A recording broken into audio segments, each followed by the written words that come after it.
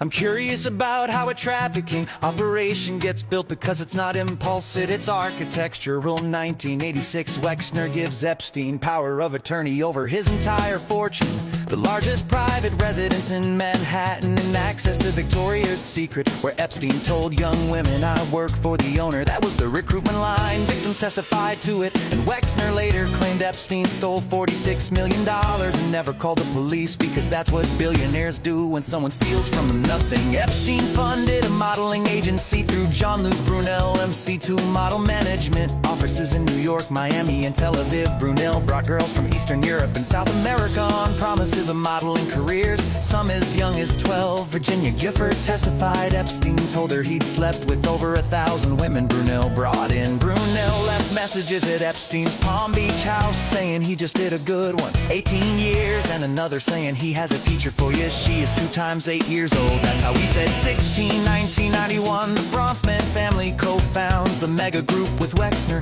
about 20 billionaires coordinating pro-Israel political giving. And here's where it gets strange. The Bronfman daughter Claire later bankrolled Exivim, a sex trafficking cult in upstate New York run by a man named Keith Raniere, who branded women's pelvic areas with his initials using a cauterizing pen, collected nude photos as blackmail collateral, kept women on 500-calorie diets, created a secret society of slaves and masters, and was sentenced to 120 years. Claire Bronfman pled guilty and got 81 months. Same family mega group to Exivim, same pattern, recruitment through legitimate fronts, coercion, sexual exploitation, blackmail material, and billionaire protection.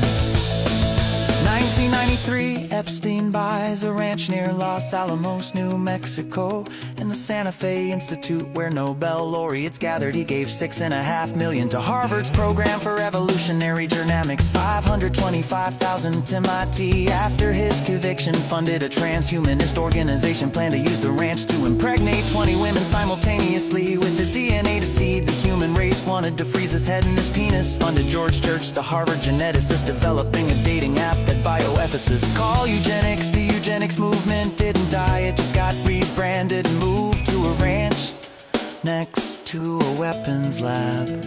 1994, returns to Winterloch and builds a lodge next to the junior girls camp. First known victim, age 13, he and Ghislaine walked up to her on a bench between classes. 1995, buys an island and wires every room for video. 1996, Maria Farmer reports him to the FBI, nothing happens.